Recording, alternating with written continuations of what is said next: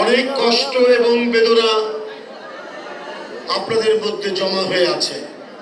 প্রিয়জন হারানোর বেদনা, আপন সন্তানকে দাফন করার যে বেদনা, তার রক্তাক্ত দেহ দেখার যে বেদনা, তার লাশ দেখার যে কষ্ট আপনারা বহন করে এসেছেন।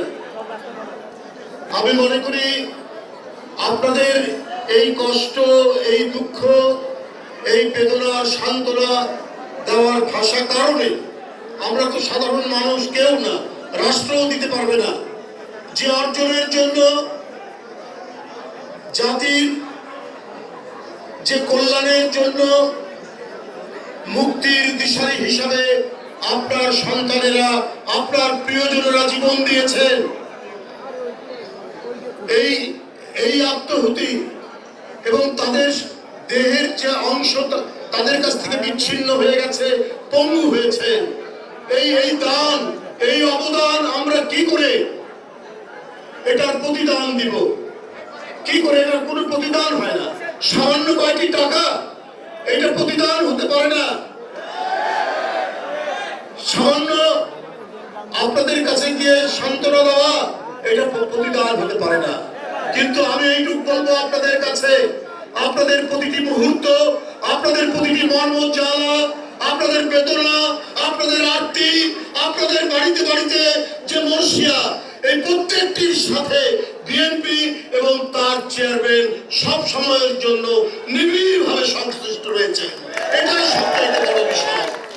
এটাই সবচাইতে, আমি মনে করি, সবচাইতে কাছে থাকা, সবচাইতে বড় কাজ। আমি আমার ভাবি সামান্য মানুষ, আমি আমার কথা দিয়ে, আমি আমার শব্দমালা দিয়ে আমি আপনাদের সান্ত্বনা দিতে পারবো না, আপনাদের মহিমান্বিত করতে পারবো না। আমি শুধু জাতীয় কবি কাজী নজরুল ইসলামের একটি কবিতা দিয়ে আপনার সন্তান, আপনার প্রিয়জন, জুলাইয়ের গণ অভ্যুত্থানে যারা পৃথিবী থেকে চলে গেছেন তাদের সম্পর্কে শুধু একটি কথাই বলবো, বলবীর চির উন্নত বয়সী আপনার সন্তানের মাথা চির উন্নত।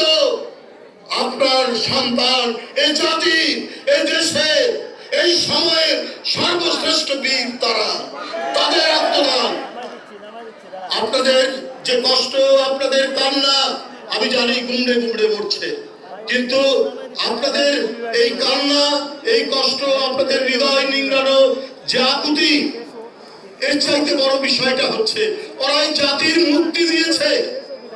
আগে একটি অনুষ্ঠান থেকে বাইরে বেরিয়ে গেলে সবসময় আতঙ্ক, সবসময় ভয়, আমাকে টিভি পুলিশ ধরবে কিনা, আমাকে গোয়েন্দা পুলিশ আক্রমণ করবে কিনা, এই ধরনের একটি আতঙ্কের মধ্যে থাকতাম।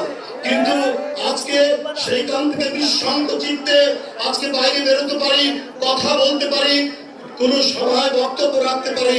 এটার অবদান তো আহলাফ, এটার অবদান তো আবু সাইদ, এটার অবদান তো মুগ্ধ, তাদের অবদানই তো আজকে